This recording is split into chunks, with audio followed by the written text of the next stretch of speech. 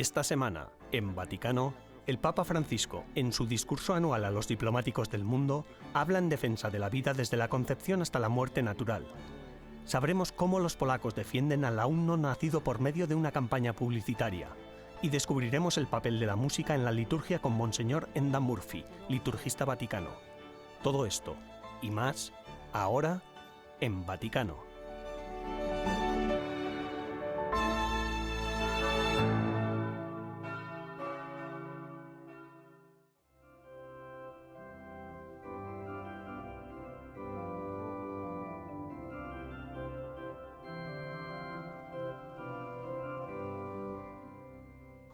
El Papa Francisco, igual que sus predecesores, comienza cada año con un importante discurso dirigido al cuerpo diplomático acreditado ante la Santa Sede.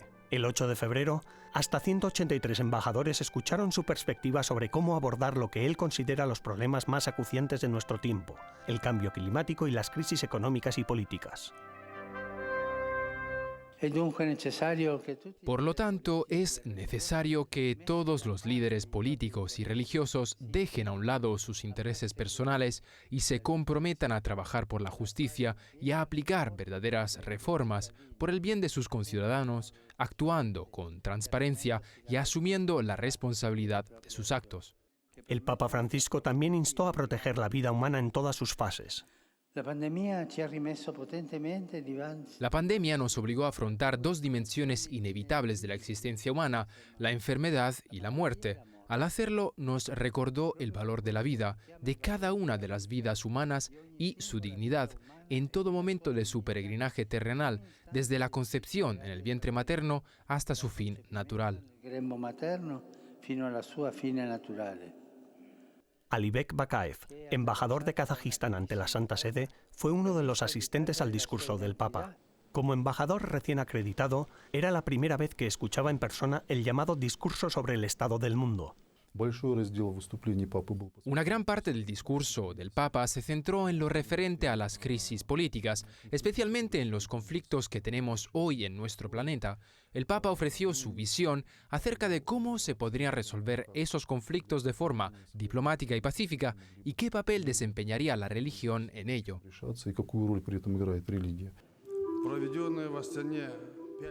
Dice que la visión del Papa Francisco coincide con la del primer presidente de Kazajistán, Nursultan Nazarbayev. En 2003, Nazarbayev creó el Congreso de Líderes de Religiones Mundiales y Tradicionales para debatir y promover la paz. De hecho, el Papa Juan Pablo II apoyó personalmente el Congreso y afirmó que Kazajistán tiene la misión de ser un puente entre naciones y religiones. I viaggi apostolici, cominciando con quello in Irak. Me gustaría hacer un aparte y concentrarme explícitamente en lo que ha dicho sobre la importancia de promover la cooperación interreligiosa. Hoy el Papa ha hablado brevemente sobre sus planes de realizar su primera visita internacional a Irak. El embajador de Irak estaba sentado a mi lado y le he felicitado. Le he dicho que es un honor tener la oportunidad de que un Papa vaya a visitar tu país. Como embajador de Kazajistán, considero que sé de lo que hablo porque nosotros recibimos al Papa en 2001.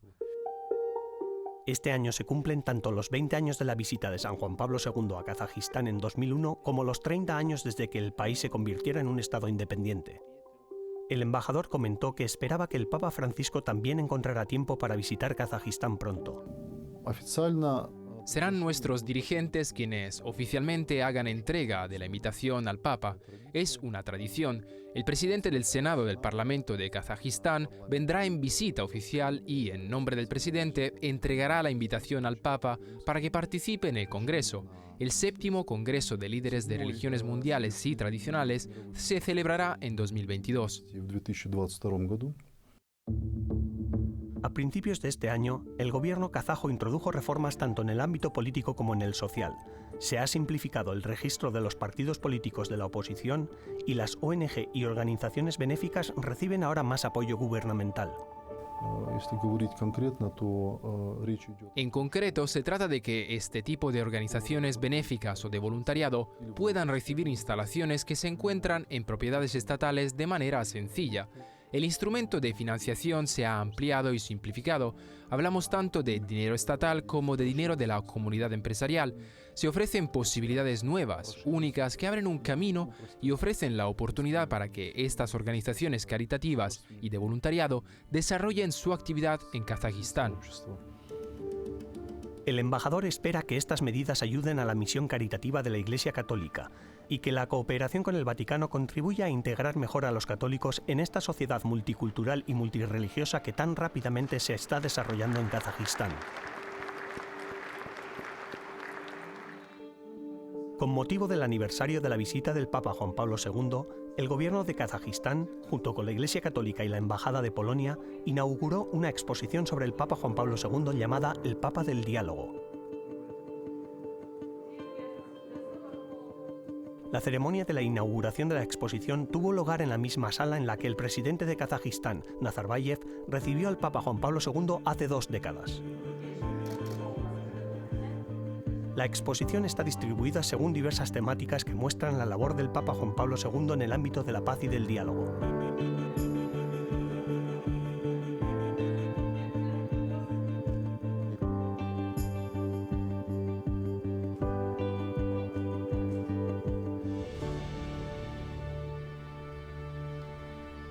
Tras la pausa, exploraremos cómo la Iglesia Católica está contribuyendo a la misión Provida en Polonia, lugar de nacimiento de San Juan Pablo II.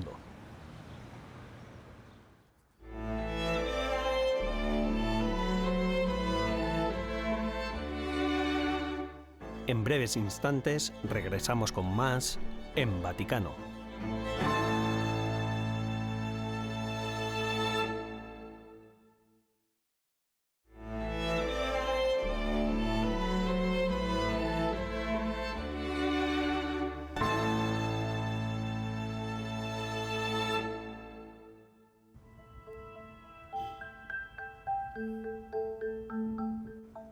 Los Provida polacos han iniciado una campaña con vallas publicitarias en apoyo a la decisión del Tribunal Constitucional de Polonia que prohíbe el aborto también en casos de fetos con anomalías.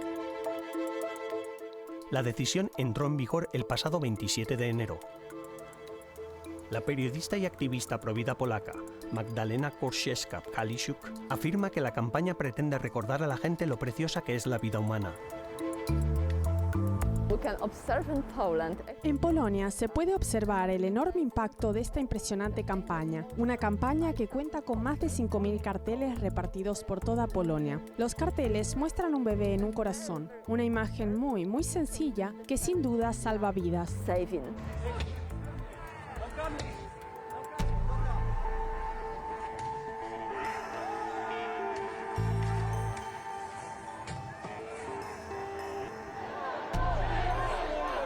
El veredicto del tribunal provocó una oleada de manifestaciones en toda Polonia, en las que los manifestantes dirigieron su ira, no solo hacia el gobierno, sino también hacia las personas que apoyaron la decisión.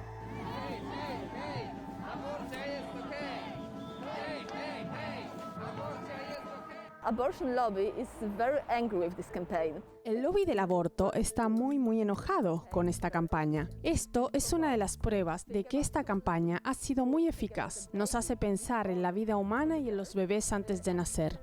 Esta campaña debe inspirar a Polonia y a otros países para mostrar la belleza de la vida humana. En ocasiones, esto es suficiente para convencer a la gente de que cada vida humana merece la pena y debe ser salvada.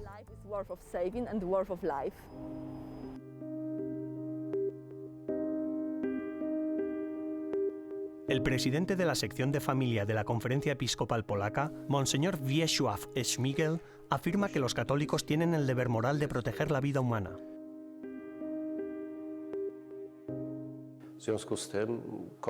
Por lo tanto, la Iglesia tiene la obligación en un mundo pluralista donde hay muchos tipos de voces diferentes de ser una voz alta y clara, incluso una voz de oposición, afirmando que la vida exige protección y cuidado en cada etapa de su desarrollo.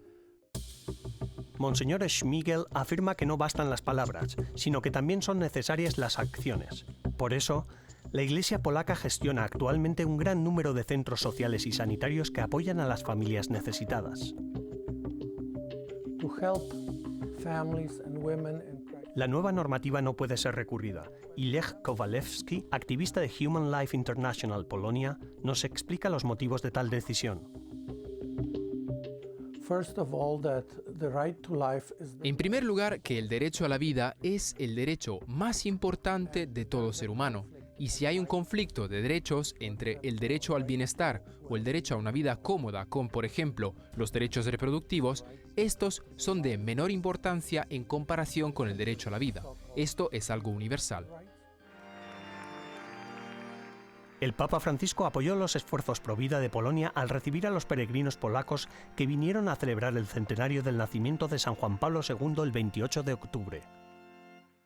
Por intercesión de María Santísima y del Santo Pontífice polaco, pido a Dios que inspire en el corazón de todos el respeto a la vida de nuestros hermanos, especialmente de los más frágiles e indefensos, y que dé fuerza a quienes la acogen y la cuidan, incluso cuando requiere un amor heroico.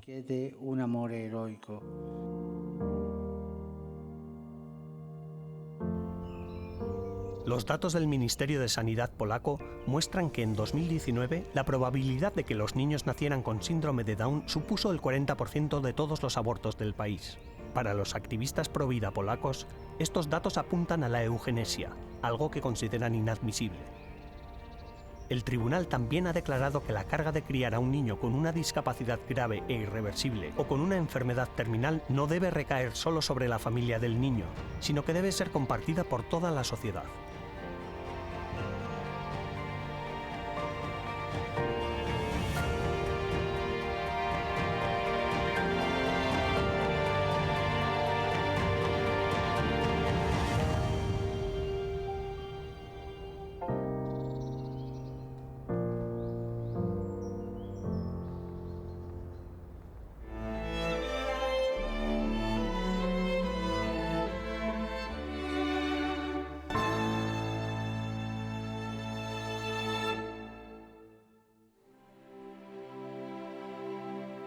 En 2021 se celebra a uno de los más grandes polacos del siglo XX.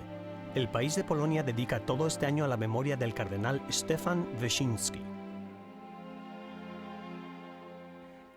Todos esperamos que también sea el año de su beatificación. En 2019, el Papa Francisco acercó la santidad del cardenal Wyszyński al aprobar el milagro que lo llevaría a la beatificación. La beatificación pudo haberse celebrado en junio de 2020, pero debido a la pandemia se pospuso. Małgorzata Smolak, miembro del Instituto Wyszyński, promueve el legado del cardenal. El cardenal Wyszyński nació en 1901 en una pequeña ciudad polaca llamada Zuzela. Creció en una familia pobre pero de fuertes convicciones católicas. Su padre tenía una gran devoción por la Virgen de Częstochowa y transmitió este amor por María a Stefan. ¿Quién era el cardenal Wyszyński para Polonia y para la nación polaca? Ante todo, un hombre con una gran fe, una fe heroica. Confió en Dios en cada momento de su vida, incluso cuando fue encarcelado durante 3 años por el gobierno comunista. La causa del encarcelamiento fue la incansable defensa que Stefan Wyszyński hizo de la Iglesia Católica frente al gobierno comunista polaco durante la década de 1950.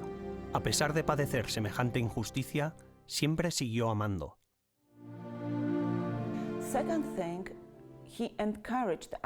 Segundo, nos animaba mucho, con mucha vehemencia, a querernos los unos a los otros. En el diario que escribió durante su encarcelamiento, escribió: "No me obligarán a odiar a nadie". El cardenal Wyszyński también defendía firmemente la dignidad humana. En otra ocasión dijo: "En la medida en la que una sociedad, una nación o un Estado confíen en Dios, así se respetará al ser humano".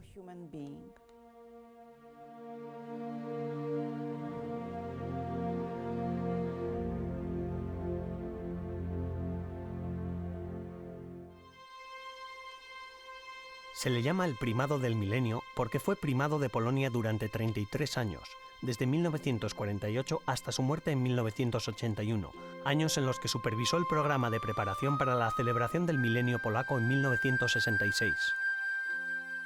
Además, El cardenal Wyszynski fue mentor y amigo de Karol Wojtyła, el futuro Papa San Juan Pablo II.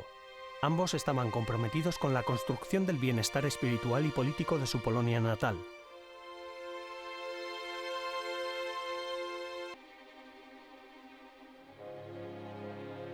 His big joy was the election of Cardinal Wojtyła. Para él fue una gran alegría que eligieran al cardenal Wojtyła como papa. A su vez, Juan Pablo II dijo sobre el cardenal Wyszynski: no habría ningún papa polaco en esta capital de San Pedro, si no fuera por su fe, por su heroica esperanza, por su confianza en la Madre de la Iglesia. No dio un paso atrás, ni durante su encarcelamiento ni ante el sufrimiento. Su vida y su predicación son la pauta a seguir para nosotros hoy en día. Sigue siendo muy actual en nuestro presente. It is still actual for our present day.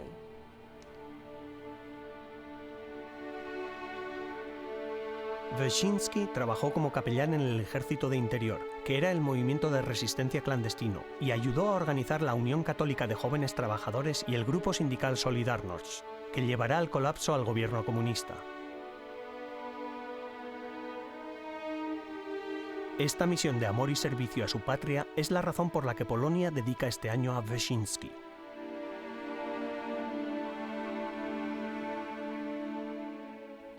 Another important feature of Cardinal Wyszynski.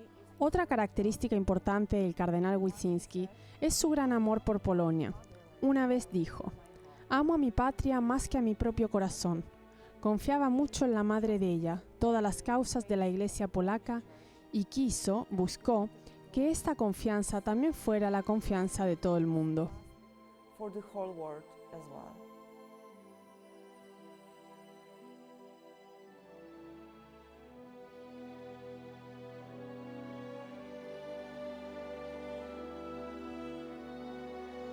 El pueblo polaco espera la beatificación de su padre de la patria en 2021, cuando se cumpla el 120 aniversario del nacimiento del cardenal y el 40 de su muerte.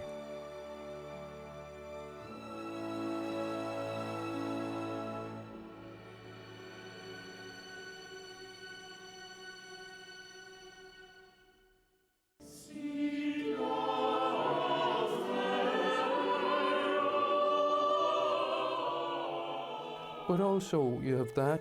A nuestro regreso, Monseñor Enda Murphy nos explicará la relación entre la música y la liturgia a la luz de la Cuarta Conferencia Internacional sobre la Música.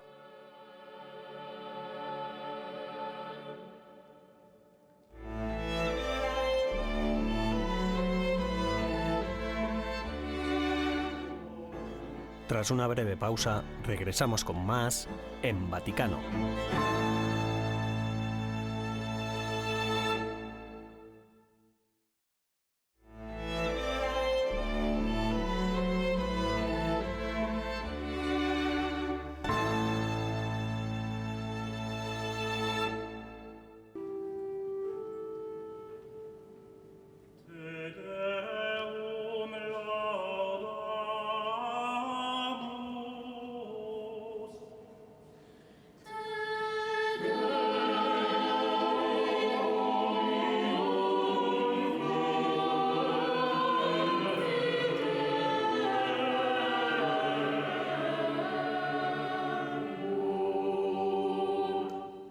La Cuarta Conferencia Internacional sobre la Música, promovida por el Consejo Pontificio para la Cultura, ensalza la importancia de la música en la vida cotidiana de los cristianos y en la liturgia. Debido a la actual pandemia de COVID, la conferencia se celebró online y el Papa Francisco envió un mensaje de vídeo en el que reflexionaba sobre el tema de la conferencia, textos y contextos.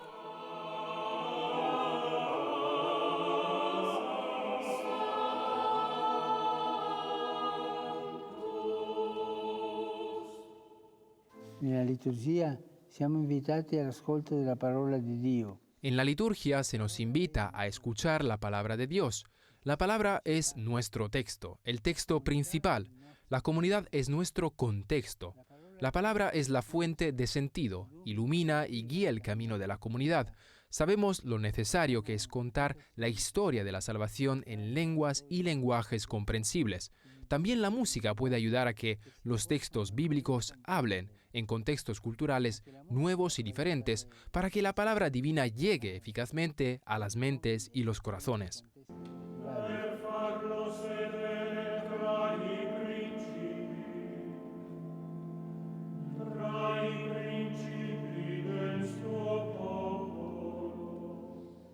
El Papa Francisco insta a los músicos a utilizar sus talentos y su vocación para ayudar a evangelizar y guiar a las personas en su camino para escuchar la voz de Dios.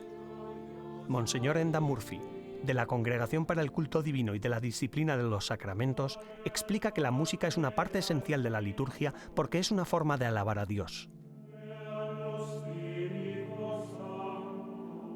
The Missal of Paul VI, El misal renovado, el misal de Pablo VI, el misal del Concilio Vaticano II, la forma ordinaria de la misa, que es la forma normativa de la misa prevista en ese misal, es la misa cantada, por lo que la Iglesia ya está haciendo una declaración sobre la importancia del canto.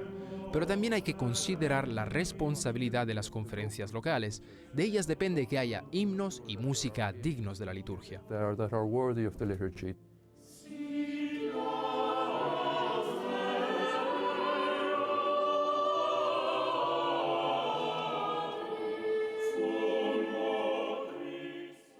El objetivo de la conferencia es subrayar tanto el vital papel que la música desempeña en la liturgia a lo largo de todo el mundo, como volver a descubrir la riqueza de la tradición del rito romano.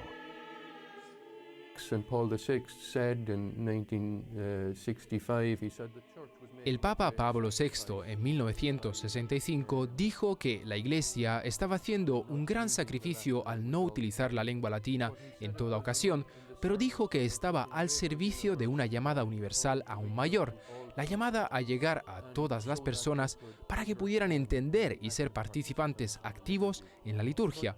Pero lo que yo quisiera destacar es que el paso del latín al idioma local no es una calle de un solo sentido, no se compra un billete de ida, debe haber un viaje de ida y vuelta. Así que los libros litúrgicos en latín que produce la Congregación para el Culto Divino, sus ediciones más comunes con el misal en latín o la liturgia de las horas en latín, deben traducirlos las conferencias episcopales locales. Es su responsabilidad. It's the responsibility of the local bishops' conferences to translate them.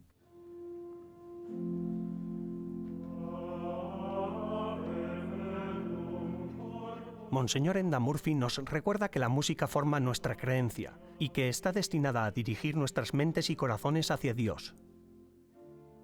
There is the old saying that Hay un viejo dicho que dice que la ley de la oración establece la ley de la creencia. Por lo tanto, si recorres toda la biblioteca de los libros litúrgicos del rito romano y te dejas llevar por ellos, o lo que es más importante, si los rezas, si participas en dicha oración, si te implicas de verdad en ella, entonces ya te estás formando, estás creciendo cada vez más profundamente en el misterio del encuentro con Cristo resucitado en la liturgia, que es el corazón de la misma.